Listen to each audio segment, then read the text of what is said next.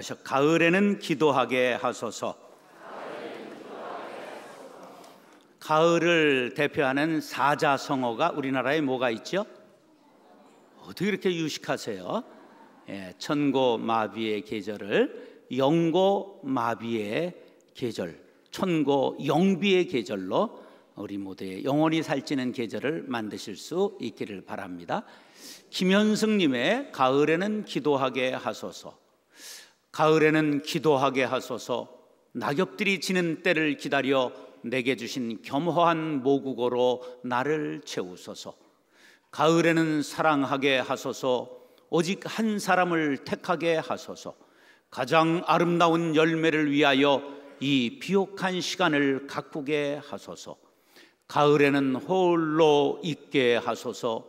나의 영혼 굽이치는 바다와 백합의 골짜기를 지나 마른 나뭇가지 위에 다다른 까마귀 같이 가을에는 기도하게 하소서. 낙엽이 지는 때를 기다려 내게 주신 겸허한 모국어로 날 채우소서. 이 시어 중에 겸허한 모국어라고 하는 말이 제게 와 닿았습니다.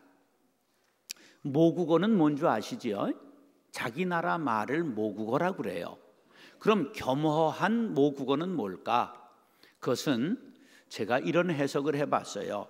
쉬운 말, 순수한 말, 진솔한 말, 꾸밈이 없는 말, 엄마와 소통할 수 있는 아기의 말, 그런 것을 겸허한 모국어라, 그렇게 생각해 봤어요. 기도는 순수해야 합니다. 죄인인 인간이 의로우신 하나님 앞에 서는 것이기 때문입니다. 부족한 것이 많은 우리가 전능하신 하나님 앞에 서는 것이기 때문이지요. 예레미야가 나는 아이라 말할 줄을 모릅니다. 겸손하게 하나님께 두 손을 모았던 것처럼 우리의 마음과 우리의 두 손을 모으고 하나님 앞에 무릎 꿇는 계절입니다. 미사 여구를 길게 늘여놓지 않아도 신학적 용어나 전문 용어도 필요 없습니다. 하나님은 우리의 마음 깊은 곳까지도 통찰하시기 때문에 하나님 앞에 무릎을 꿇으십시오. 기도하기에 참 좋은 계절입니다. 오늘 주인공은 아주 이름 없는 한 여인입니다. 얼마나 이 가난한 여인이냐 하면 이름 자체가 가나한 여인 그러잖아요. 가난한 여인, 가나한 여인. 정말 가난하고 아무도 알아주지 않는 이방 여인이었지만 그가 보인 믿음만큼은 대단했습니다. 시험을 통과하고 큰 믿음을 칭찬받고 소원 성취한 사람입니다.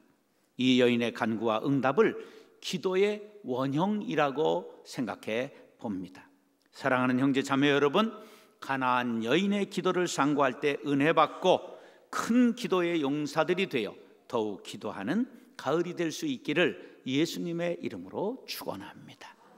따라서 사랑을 담은 기도.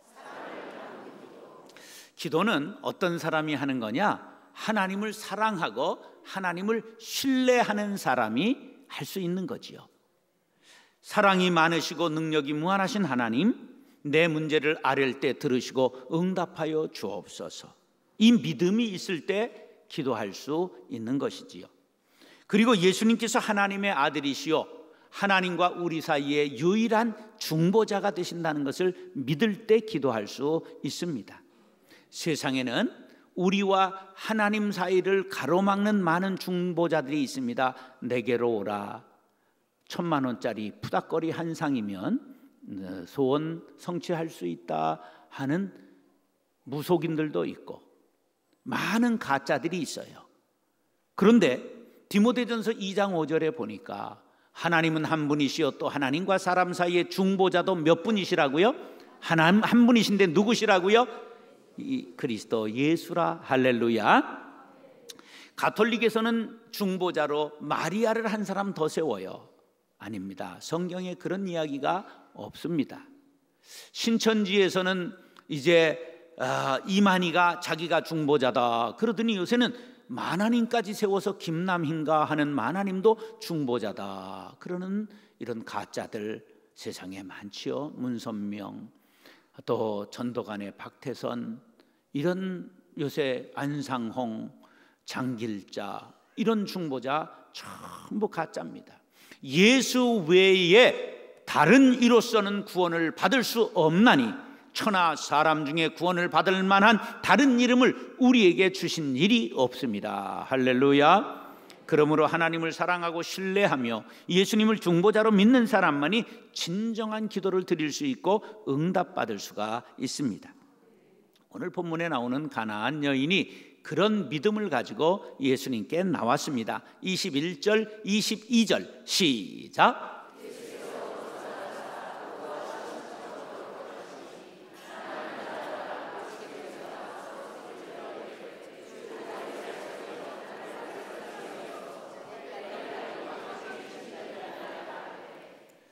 예수님께서 두로와 시돈 지방에 들어가셨다. 두로와 시돈은 이스라엘 옆에 붙어있는 도시국가인데 항구 도시입니다. 그런데 이 베니게 사람들로 이루어진 도시국가인데 이 사람들은 항해술이, 원양 항해술이 당시에 발달해서 먼 곳으로 다니면 무역을 했어요. 그런 다음에 손재주가 좋아서 공해술이 발달하고 목수들이 많았어요. 그래가지고 다윗과 솔로몬 때는 서로 동맹을 맺고 궁전을 지을 때에 두로의 기술자들이 와서 다 지어주고 이스라엘에서 나는 곡식을 바꾸어 먹는 그러한 동맹국이기도 했습니다.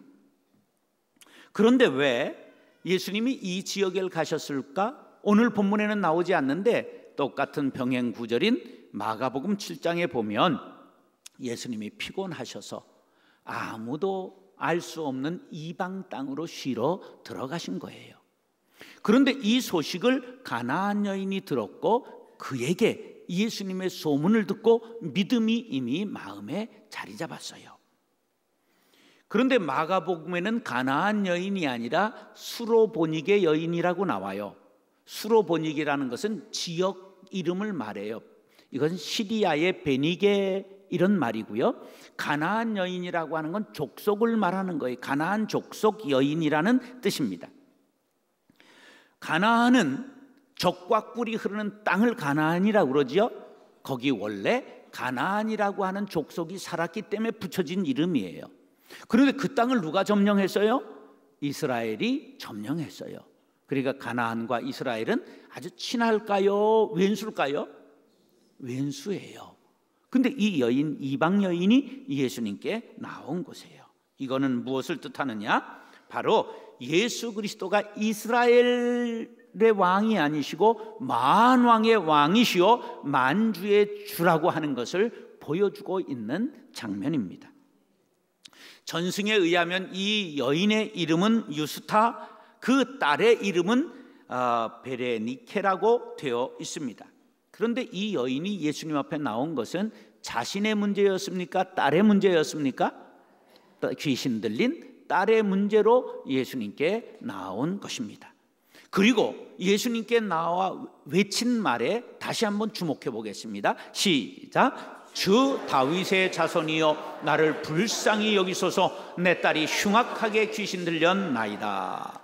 이 여인이 예수님을 어떻게 생각하고 그 앞에 나왔는지 잘 알 수 있는 말인데 주 다윗의 자손이요, 이 말은 메시아에 대한 칭호입니다. 우리 신약이 시작되는 마태복음 1장 1절을 보면 어떻게 시작되느냐 하면 아브라함과 다윗의 자손 예수 그리스도의 계보라.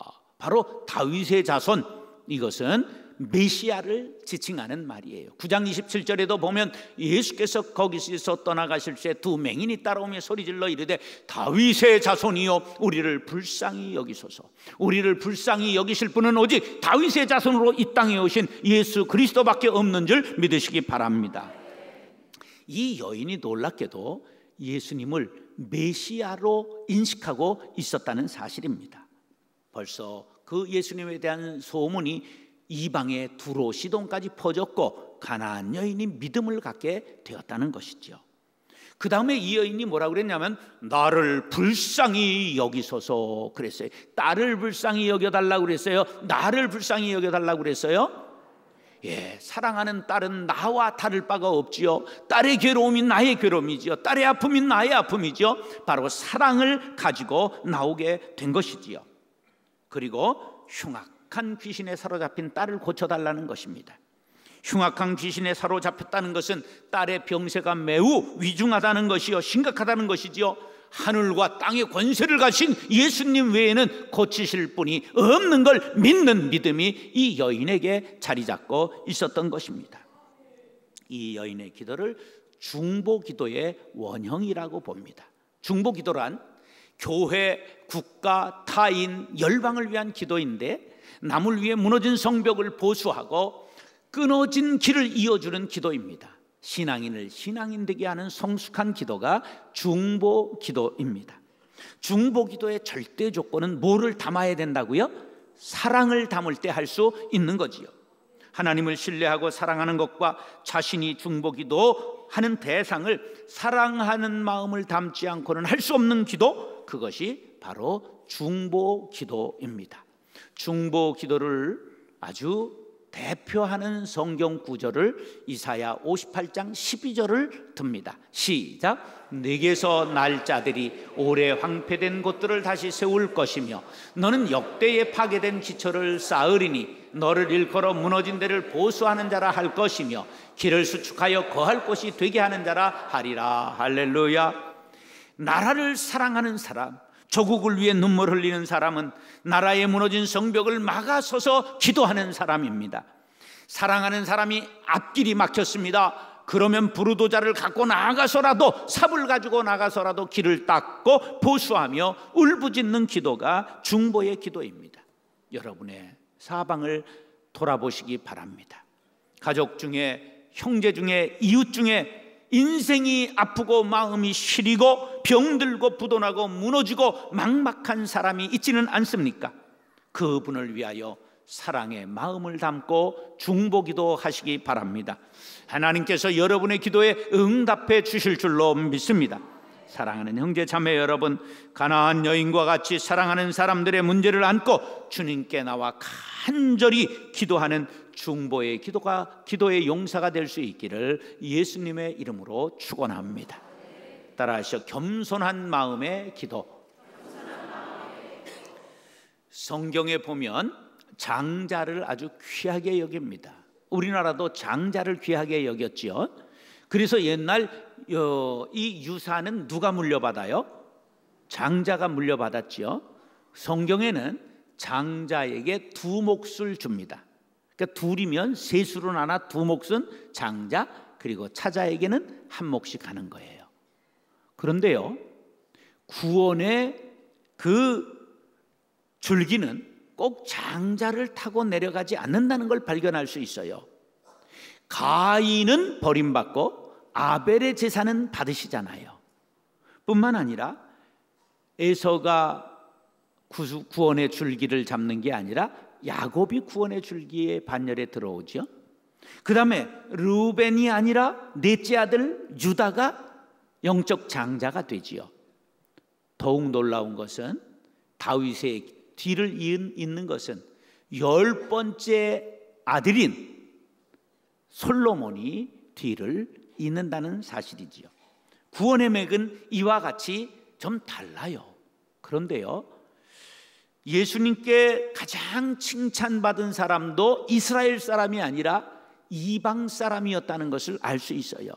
대표적으로 두 사람이 큰 칭찬을 받았는데 마태복음 8장에 나오는 가버나움의 백부장이 놀라운 칭찬을 받았어요. 시작.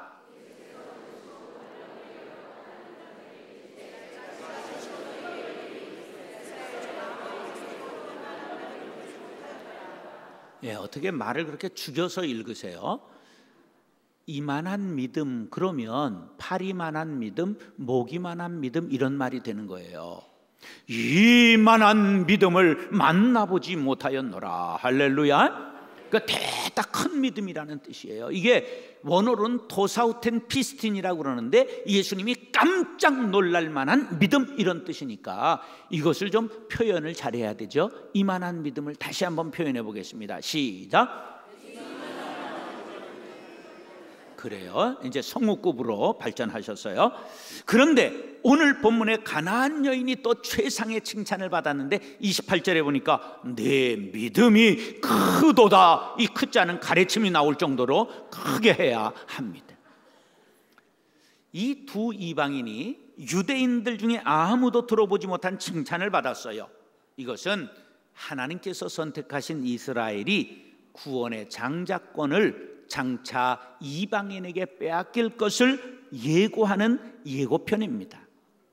가나안 족속은 이방인들 중에서도 가장 천대받는 족속이요, 또 원주민의 후손이었기 때문에 이스라엘과는 철천지 원수입니다.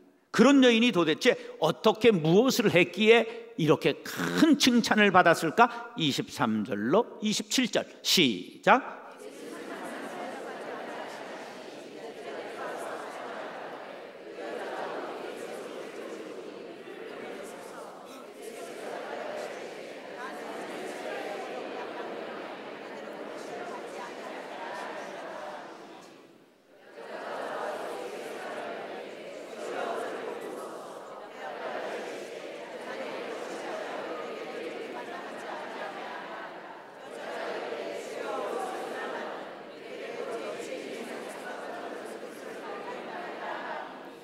자, 말씀을 잘 이제 머리에 새기세요.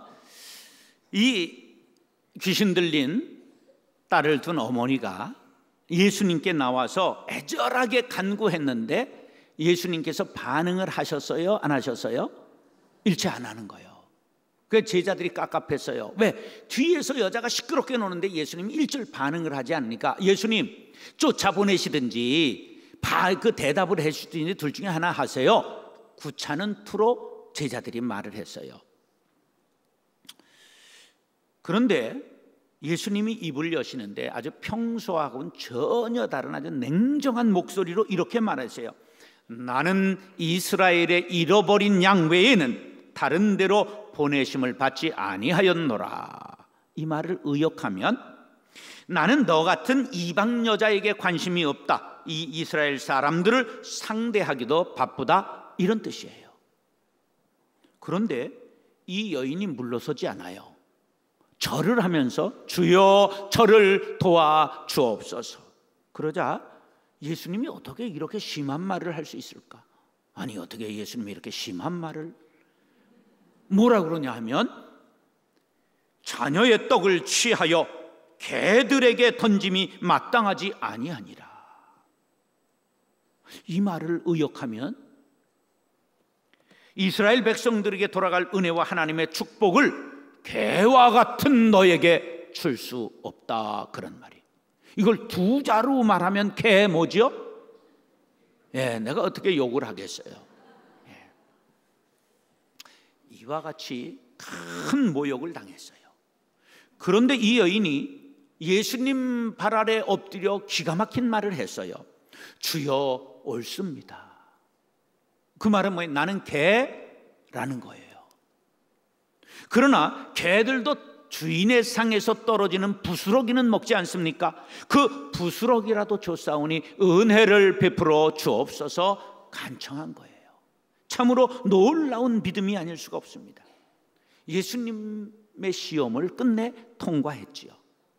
사랑하는 형제 자매 여러분, 억울한 일을 당하고 애매히 고난당할 때 가나안 여인의 겸손을 생각하고 참으시기 바랍니다. 마침내 주님의 은총을 받고 승리의 노래를 부르게 되시기를 예수님의 이름으로 축원합니다. 따라서 목적 중심의 기도. 예수님께서 가나안 여인을 시험하시느라고 개 같다고 모욕을 했어요. 이 여인은 낯빛 하나 바꾸지 않고 천연덕스럽게 그렇습니다.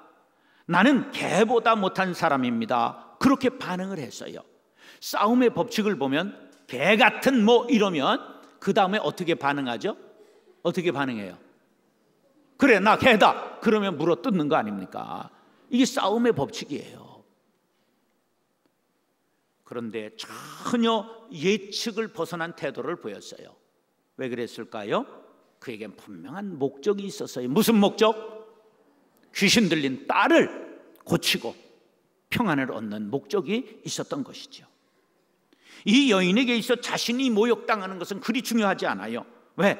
예수님이 분명히 능력 있는 것을 믿었어요. 안 고쳐준다고, 내가 못 고쳐준다고 그러지 않고 안 고쳐준다고 그랬어요. 예수님의 마음만 돌리면 딸은 낫는 거예요. 그러므로 모욕 따위는 문제가 아니었어요. 남이 나를 비난하고 욕할 때 받아들이는 태도에 따라 상처를 받느냐 등 뒤로 넘겨버리느냐 하는 차이가 생기는 거예요. 비난과 욕을 마음에 담지 마세요. 등 뒤에 던져버리면 나의 등 뒤에서 주님이 다 받아주시는 줄 믿으시기 바랍니다. 가나안 여인은 목적 중심의 삶을 살았어요. 고지가 바로 저긴데 예서 말 수는 없다. 힘들고 어려워도 지금 7분응선 8분응선을 넘는데 여기서 포기한다면 지나온 길이 너무 허무하잖아요. 이 여인의 말을 듣고 예수님이 오히려 기가 찼어요. 흥부가 기가 막혀가 아니라 예수님이 기가 막히셨어요. 그래서 내 믿음이 크도다, 이런 칭찬을 듣고 싶으신 분은 아멘 하시기 바랍니다. 예수님께서 겨자씨만한 믿음이 있어도 이 산을 들어 바다에 빠지라 해도 된다고 하셨는데 큰 믿음을 가지고 있다면 안 될 일이 무엇이 있단 말입니까? 소원대로 되리라 하시니 그 시로 딸이 즉시 붙어있던 귀신이 물러가고 완쾌되었습니다. 할렐루야. 28절 시작.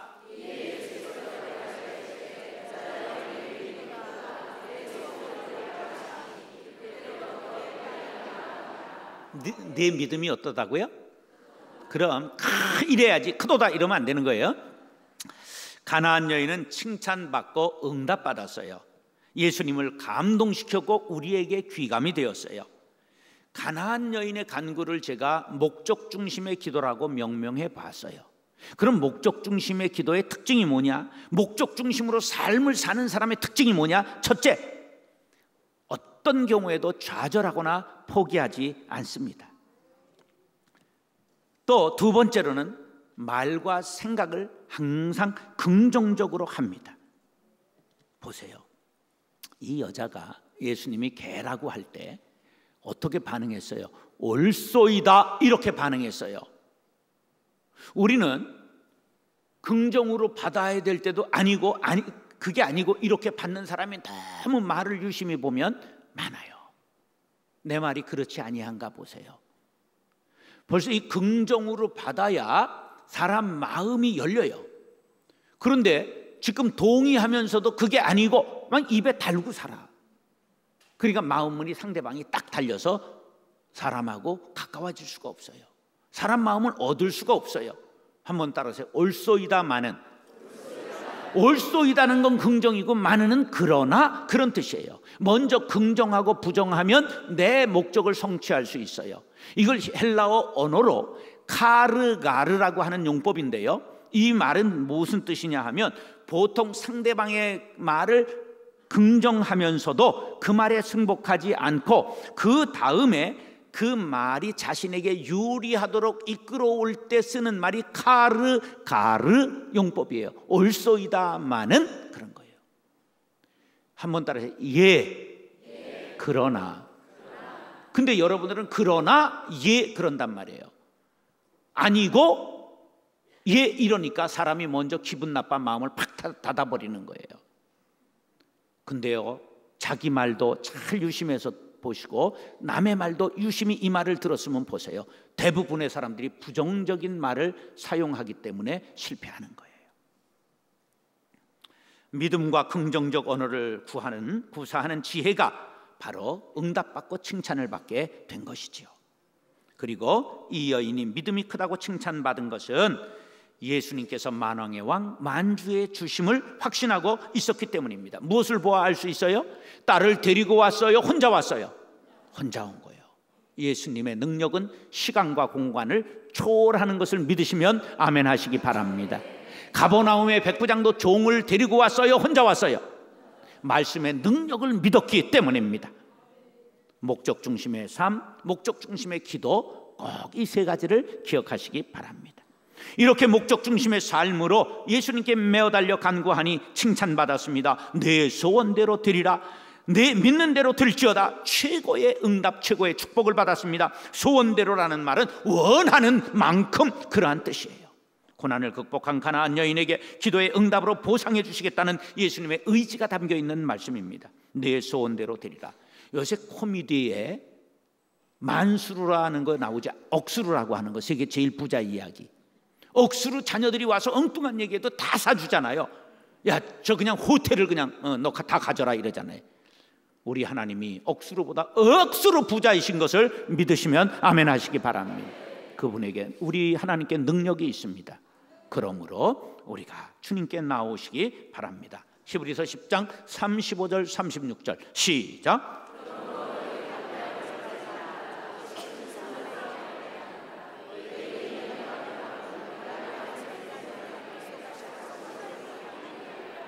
사랑하는 형제 자매 여러분, 가정에 우환이 있습니까?